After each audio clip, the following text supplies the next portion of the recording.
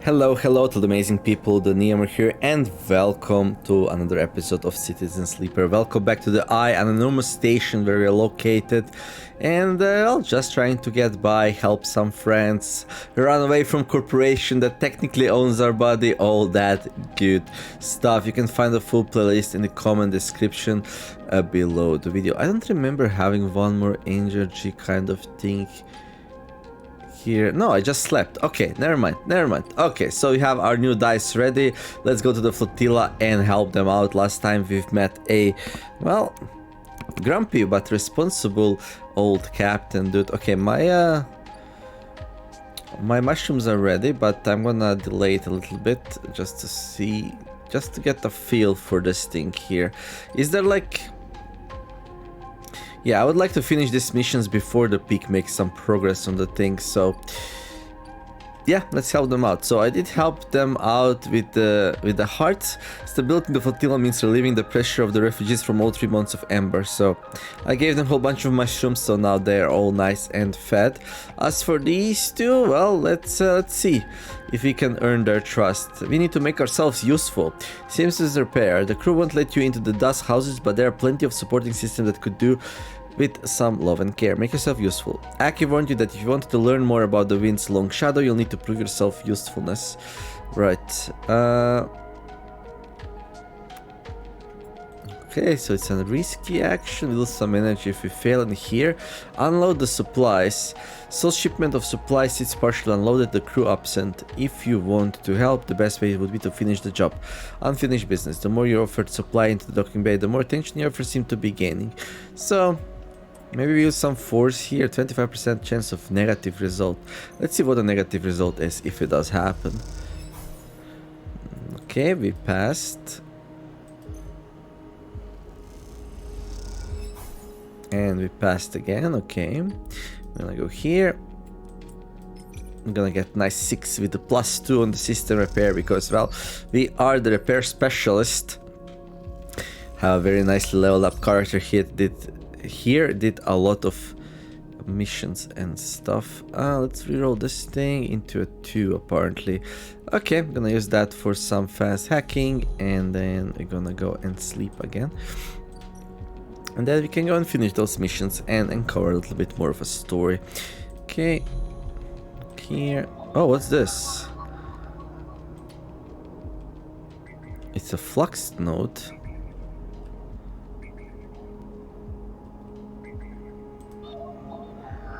This node is turned inside out. It's converting with distorted data. Well, I would like to pick that up. I didn't know there's gonna be another one here. Okay. We're gonna need like a high dice for it. Well, good thing I noticed. That's very interesting actually. Okay, let's go eat. Hello there, Emphas. I came to eat some mushrooms. Hopefully you have some good ones.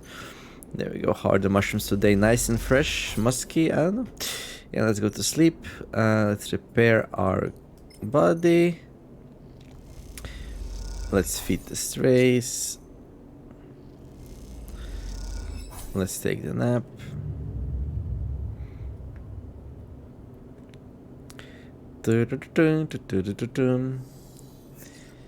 Okay, let's repair again.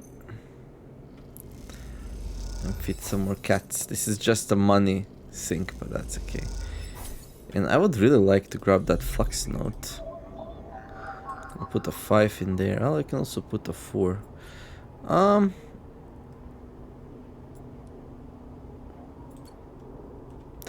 Okay, tell you what. Let's go across. Let's finish this job. Actually, I could kind of use a 3 here. If you get the neutral, we might get only 1 though. Yeah. Okay, and here, let's see. Put a 5 in here.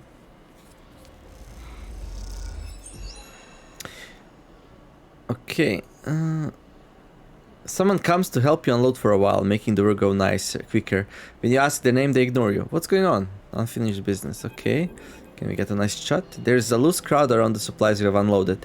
An intense mood brewing among them. You sit nearby on the edge of the shuttle's docking tunnel. Are these the dudes who are too proud to take the goods? I don't remember, it might be. Further away, crews from Ember's Song continue their lives as usual. Coming and going, trading, discussing. There is a quiet efficiency to the hub, set up as a common space for the swarm of small ships from Ember's Song that are part of Flotilla. Unlike Heart or Stip, there is no one capital ship for these monster refugees. Just a mass of individuals traveling in concert. Okay, so there's like a whole bunch of ships here, right? We told Heart we didn't want their scraps. The jeering voice comes out of the small crowd nearby. You turn to see a gaunt pale man wearing the industrial work gear you have seen many of the Song refugees wearing. You hear me? These supplies are here to help. He smirks. Oh, how noble of you. Coming out of here to help us singers? There is a rumble of anger around the crowd. We agreed to join the flotilla for joint protection. We did not agree to Ember's Hearts using the flotilla to secure their control of the moons. You realize Petr is addressing the crowd as much as he's addressing you. With the cordon down, our crews are more than able to acquire what is needed from the Eye, what is owned as restitution for keeping us restrained. He pats one of the crates you unloaded. What we need we will take. Sol wants to cooperate. Sol is a farmer. Even the people of Song know that he was simply the sole survivor of Heart's leadership. His authority means nothing. Peter looks around the crowd. Heart thinks they can buy us, but we remember the past. A rumble of agreement runs through the crowd. He smiles at them. Take the supplies, if you wish, of course. We are not wasteful. Petr approaches you directly. The crowd tentatively moves forward, and by the time he reaches you, they're already dragging away crates and distributing the contents. I'm not one for shooting the messenger, Sleeper, says Petr as he approaches, but we cannot concede the Heart here, not for a moment. I don't understand. I can see that. Peter sits beside you on the docking tunnel slip. What was your plan, Sleeper? Unload the supplies and wait for someone to start throwing them back at you? He notes at the crowd riffling through the crates, because that's what was about to happen. Stay silent. What do you think happened to the crew of this shuttle? He shakes his head. They were chased out of this place. Why do you hate the Heart so much? We, Peter says with emphasis, do not hate Heart. We simply do not trust them. Do you know anything about Ember's Moon, Sleeper? Or are you planning to wander into this flotilla totally blind, an object outsider offering help? He rolls his eyes. I know a little. A little is the same as nothing. I'm going to assume you know the basics. The gas giant Ember has 7 moons. The 3 biggest are Ember's Step, Ember's Song, and Ember's Heart. He winks. We can cover the 3 sisters next season. Session. Step was the first to be settled, a contract old Solheim gave to the terraformers Cybele systems when they claimed the Hellion system. That was way back then. Steep was a testing ground, and like most testing grounds, it didn't run out too well. A partial atmosphere slowly slogging off each orbit, a dysfunctional ecosystem, and a whole load of dust-clogged settlers. The place's miserable desert long past its best before date. So Cybele moved the Heart to Heart, where they redoubled their efforts. The subsurface ocean and some balmy tidal heating helped, allowing them to build a real atmosphere, a real habitable world. A fact that the typical Heart colonist won't ever let you forget. How did Cybele achieve such a thing, you might wonder? Well, that's where we come in. It's that same old rule of surrogacy. The one humanity built our universe around. Peter claps a hand to his chest in mock pride. My moon, Ember's Song, is a sulfur-soaked rock covered in volcanoes, tidally heated by its inner orbit to sweltering temperatures, exactly the kind of crushable you need to fuel a terraforming project. Energy, industry, fuel. Song provided the raw material for Heart. Peter grimaces, willingly or not. And a crucible requires people to run it, us singers born into a flaming pit and asked to stoke it, so others might live in a paradise in the making. That's what we had to endure, until Solheim brought everything down. Peter rattles off this speech from memory, and you wonder how many times he had delivered it. Well, classicism is a problem, that's for sure. No Solheim, no contract. No contract, no Cybele. No Cybele means 3 moons suddenly independent. Peter shakes his head. It was a war, Sleeper. Sometimes hot, sometimes cold, and unsurprisingly, Heart and Step came out of it better than us. Yet, Peter holds up a hand. They need us, Sleeper. Always have. And so we are the linchpin. We're the center around which the moons orbit, not swirling ember. We resisted takeovers, sieges, and expansions, and now we'll resist this. Half the people on the ships think the flux was caused by Heart, intentionally or otherwise, and I have to say, some cycles I agree. So before you come here to hand out supplies like a good soldier, maybe educate yourself. But you abandoned Sog. Peter bristles. I want you to imagine what it is like to try to live on an airless volcanic rock when every system that sustains you starts shutting down. He spits and wipes a sleeve across his mouth. We abandoned nothing. Some stayed, others left, but we will reclaim Ember as soon as the flux fades or ends. We've weathered worse. The flotilla should be united, dude.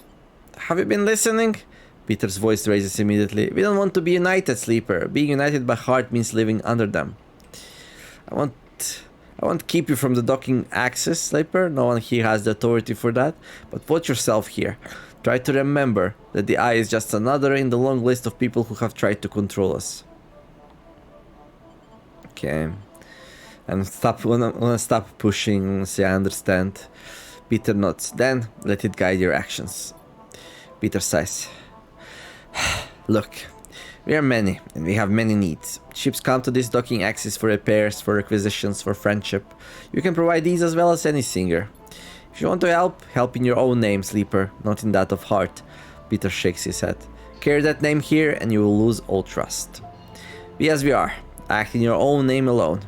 Peter puts a hand on your shoulder and stands. I hope I didn't just waste my time here, Sleeper.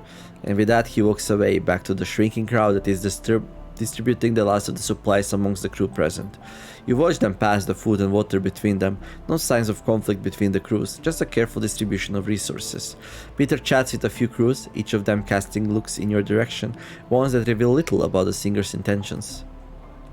You stand. It seems the tensions on the flotilla run much deeper than you expected. This won't be easy. Alright.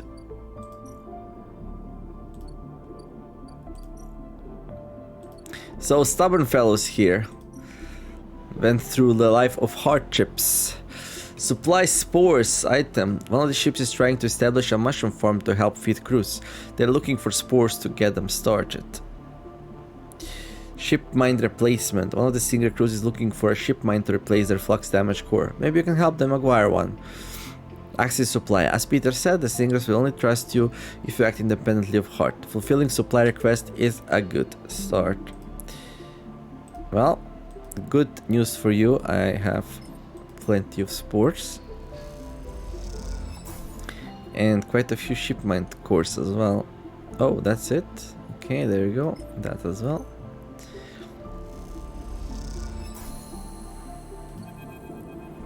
Are you impressed, Peter? Petr.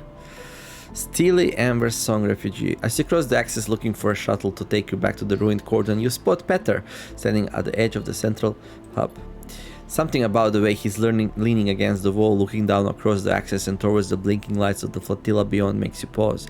He's completely still, his head drooping low and his shoulders hunched high. Approach him. You lean on the railing a little away from Petr, leaving a gap between you. This close you can see the blank stare in his eyes, the way his hands hang simply in front of him. He takes a minute to notice you. Sleeper, he inhales sharply. Still hanging around? Trying to be useful, dude. Peter smiles a tight smile but doesn't turn to face you. That's a Sleeper thing? Needing to be useful? No, I don't think so. It's a meeting. It's a meeting, there we go, there is a... It would make sense. Peter closes his eyes. Tools need to be used. Stay silent. When you refuse to take the bait, he turns away, looking out across the docking axis once more. He loosens his jaw, the tension leaking out of him like radiation. You wait. After a while he speaks. I'm tired, Sleeper. Tired of everything. Maybe we should stop fighting, dude, and start cooperating more. Like, I understand that you don't want to be led by somebody else, but... some people are there to be workers, some there to be leaders. Leaders are not always corrupt. Very often they are, so I do understand him to a certain extent. I'm tired of the empty paternalism of Heart. I'm tired of paranoid winning of the crews. I'm tired of endless cycles that look the same, smell the same, feel the same. I'm tired of running, of fighting, of fixing every shitty thing that breaks out here. His shout echoes a little in the hub, but few stop to look. He looks down at his feet. I get it. I'm also tired. Petr nods. I'm sorry, sleeper. He sighs. Something is... I don't feel okay. Just tired. I think. Really tired. He stands. I'm going to go. He looks at you and sniffs. Get some sleep. Sleep well, dude. Petr nods slowly, turning away. He raises a hand and drifts away towards the center of the hub. You turn back to the railing, not wanting to watch him go. Seeing him like this, you prefer not to stare. The traffic of the axis rumbles on you as you watch under an endlessly shining sun. The same air recycled through all of these lungs, the same dust gathering speck by speck on the windows. You take a sharp breath, stand straight and get moving, before the inertia of it all gets to you too. Okay, are we done? No, there's more.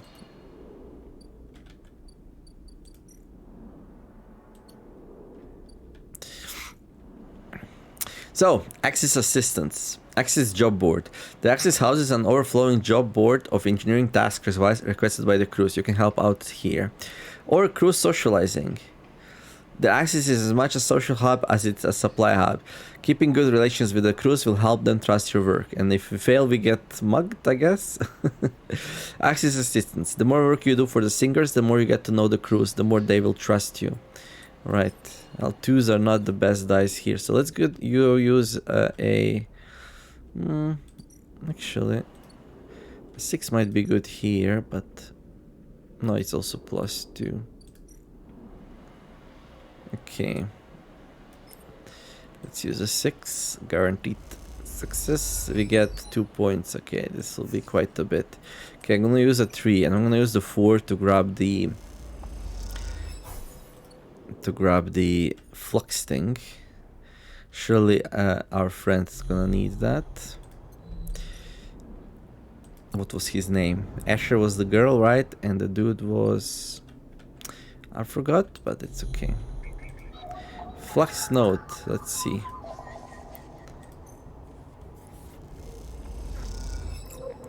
+1 flux data. Flux data. Flickering shifting fragment needs to be carefully decoded. Okay. And it's time to go to sleep. Right. With kitty cats. And end the cycle. Alright. So I'm gonna help one ship first, and then maybe next episode we help the other one. Starving. Okay.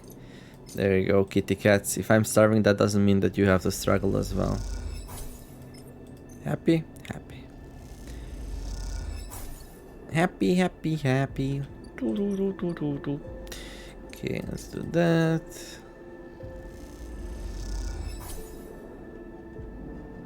Okay, this ship arrived, so that's a good opportunity to go and buy some scrap. You might be thinking, but hey, TheNeomare, your money is going low. You think?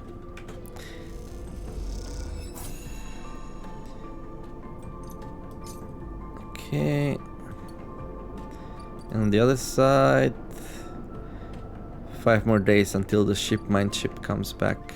Ship mine chip, well, that has a certain ring to it. Let's go here and see if there's any more flux nodes, and indeed they are. Okay. Interesting. Well, I feel like we're gonna need these eventually, so I might as well grab them. So if I go out and back in, will another one show up?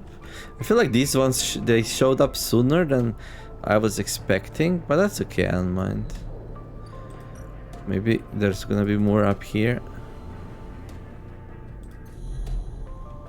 Oh, there is. Interesting. I'm not sure if I should be doing this though. With ships needing help and all. Oh, what is this?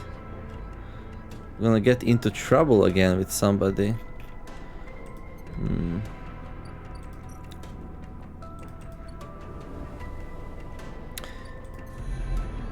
Well, it is a little bit scary. So the start of the game, when you hack do the activities in this kind of underworld thing, hacking. We were getting attacked by a certain entity which was not very friendly. Not very friendly at all, so it's something to keep in mind.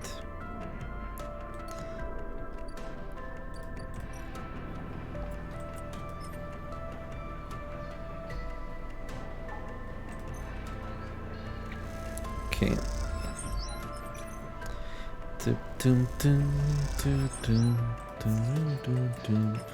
Nice, almost done with this one. Okay, let's go take a nap. So I like to go take a nap at my favorite apartment here, even though it takes a couple of extra seconds of time, but it's okay. Feed the strays and the cycle.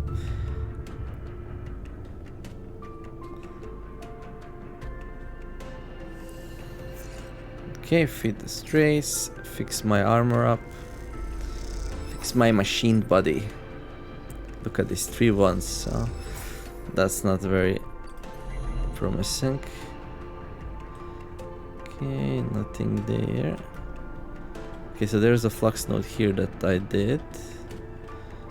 It seems like I did them all now, yeah? Just in case though, let's go and check if there's more here. Not that I can tell. Okay. It says here question mark. That implies there's something going on. I think once Peak, yes, Peak is his name. Once Peak again comes back, he's gonna need these flux nodes. Okay, Briar Base Camp, right? He's gonna come back in like 2 days. Okay. Enough time to do this thing. There we go. There we go. We did some nice jobs. Hopefully you're happy. Sleeper. Peter calls to you as you cross the access. Yes, I did the job instead of you. Are you happy? He's standing by the same railing as you saw him at last time, and he beckons you over. I've been hearing things. He gives you a side look. Good things? Peter smiles. Mostly. He rubs his hands together nervously. You wait for him to speak. You know, in song, I was a teacher. He glances at you, anticipating a response. Really? Peter sighs. Don't sound so surprised. Mechanical engineering. Oh, makes sense. It's an essential subject on Moon where a single mechanical failure could mean the death of hundreds. He looks at the ground. The heat, the atmosphere, the radiation. All of it is hostile to us. My students knew this. Their work, their training was respected. As long as they were careful and respected Song themselves, they could have their choice of colony placements. They were always in demand. That meant I was respected, surrounded by friends and colleagues, always able to call in favors and repay them for like. He frowns. Some colonies are small, close-knit. We look after our own. When the flux event started hitting, colonies went dark overnight. We all knew what those kinds of failures meant. Like always, we lost more people than any of the other moons. He balls his hand into tight fists. Not a single one of my students left Song. Our future was cut off just like that. My future. He flexes his hands. But I'm out here. What use am I? Song is fading memory and the systems we build there are useless outside its orbit. Dude, you can always make a good future for yourself and the other people's, well, anywhere you go. Yeah. How am I supposed to move on from here? He looks at you, eyes steely gray and glinting. Find someone to teach. Peter pauses, thinking. You don't give up, do you, Sleeper? You just keep going. Peter shakes his head. Well, yeah, of course I do. You remind me of a student of mine, one who entered the program for one of the smaller colonies. They didn't have the advantages of some of the others, but they were stubborn. Stubborn as hell. By the end of the program, they were the most skilled of their peers. They didn't get the best assignment, maybe because they didn't spend much time making the kind of connections that would help you get there. But that didn't matter, because I knew they would make the best of anything they set themselves to do. Peter is smiling now, buoyed by a little by memory. Singers are stubborn, Sleeper. We aren't going to change easily. We won't forgive easily or take help easily. But we'll hold strong. You can count on us for that. Well, that's all I ask for. Peter stands from the railing. When you see Sol again, you can tell him that. You can tell him how the crew of Ember Song operate. Tell him we'll resist. If that means resisting Heart's imperialist ambitions, so be it. If it means resisting the flux, so be it. And if it means to, as you have, help others resist those same pressures, so be it. Well, I think he will appreciate this last part. Peter smiles. And then tell him to leave us alone. He turns his step lighter and heads off towards the center of the access hub. Okay. So I finished the second moon and now I have only one left. This one here. So systems repair, make yourself useful. Okay, I'm gonna reroll the dice to get some better. Let's try to chance to get a negative result, but there we go. Did it. All right. Aki, Amber Steep Step Refugee. Okay. I see you've been contributing. Aki stands next to you at the dust house window. I was unsure what to expect when we joined the flotilla on its voyage to the Eye, but after the journey across the system, then the quarantine, and then the flux reaching all the way out here too, Aki stops herself. Thank you, she bows a little. The other ships have only been interested in sending us supplies, but we grow all we need. She gestures at the dust house. What the dust house need, that is the problem that concerns us. What, do you need water? She smiles and turns to you. Shall we go inside? I'd love to. Aki smiles. Come. She taps away the panel by the window. Seems only fair that after your help with the support system you get to see what it is that you're maintaining. Aki leads you to an opening beside the window. You pass through a dark changing room. You notice Aki sliding on an oxygen mask and visor. She looks at the swirling dust inside. Inside it's just like Amber Step. Thin atmosphere, constant dust storms, nothing that will bother you. Nothing that will bother you. Yeah, I'm a mechanical entity, actually. She passes you a mask. The dust isn't exactly pleasant to inhale, however, so take this. You hold it to your face. She leads you through a short decontamination tunnel with its fizzing panels of purifying light and then through into the dust house. Immediately the wind and the heat hits you. You feel the rough waves of dust scattering across your face and peer through the amber murk. Your feet slide on shifting piles of sand. Welcome to Step, or an emulation of it at least. Aki's voice sounds distant, echoey. The terraforming process only managed to provide a limited atmosphere around the moon, one which is slowly escaping. It's been like that since I was born, so I got used to the idea. You catch her bright eyes through the amber dust. So did everything else that lives there. You feel something hard beneath your feet, beneath the sand, like a coil of rope. What is under the sand? This is Step Silk. It's one of the plants we established on Step. She kicks away some red sand. Like any bast fiber, it can be retted and woven into clothes. I'm wearing some made from it myself. It's one of many species adapted to Step since the Solheim collapse, which is why it must be preserved. She stares out into the swirling dust. It is as much as refugee as we are, and the dust houses hold hundreds of other species. Oh, so it's a whole ecosystem. Interesting. You look at the pale, unassuming root, threaded thickly through the sand. Aki watches you silently. Had enough? It will be easier to speak outside. Aki leads you back out through the decontamination tunnel, which blasts the dust from both of you with a burst of metallic tasting air and into the changing room. Aki hangs up about the masks, patiently awaiting your questions. What happened on Amber Step? Aki pauses, pulling her shawl around her. She looks small and pale inside its layers. Step was already doomed world, she sniffs. When Solheim gave the terraforming contract to Cybele, they believed they could build an atmosphere, but the moon's erratic orbit made it impossible to maintain. By the time the Solheim collapsed, the atmosphere was already fading and Cybele's attention was on Ember's heart. After the collapse, Cybele fell too. Its researchers scattered across the moons and any central organization lost. Since then, my parents' generation worked tirelessly to survive, to adapt what we had to the failing moon. The Step Silk, the other adapted species, are the life's work of the Steppes colonies.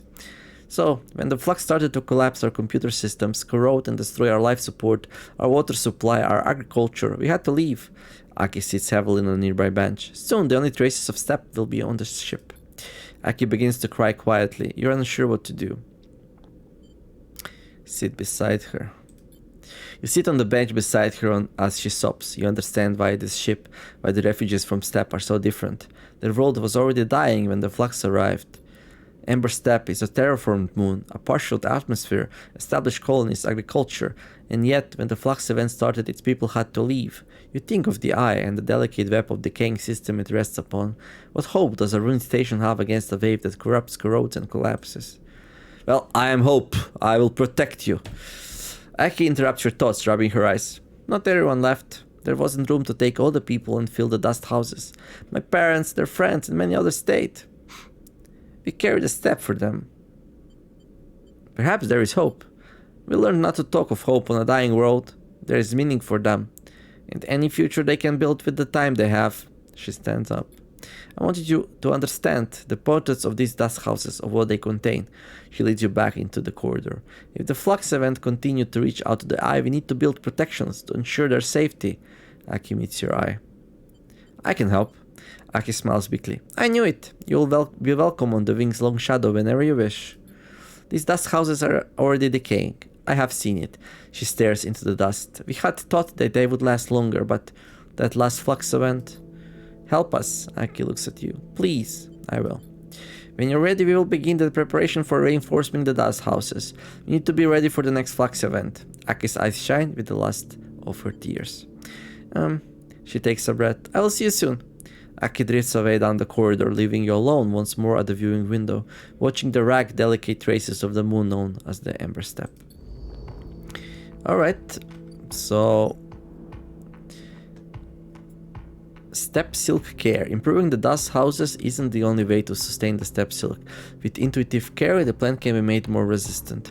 Dust house shielding, engineering job. Aki has devised upgrades that will protect the dust houses from both flux and their slow decay. She needs you to implement them. Well, the Steppe Silk Care gives more good results, so I'm gonna be doing that. However, I'll do that in the next episode. Hopefully you did enjoy this one. If you did, don't forget to like and subscribe. I wish you all to have a wonderful day, do some nice things, be kind to each other, and let's make the world a better place together. I'll thank you all for watching, and I will see you in the next episode of Citizen Sleeper as we unravel even more of the story. TheNeomare signing out. Bye bye.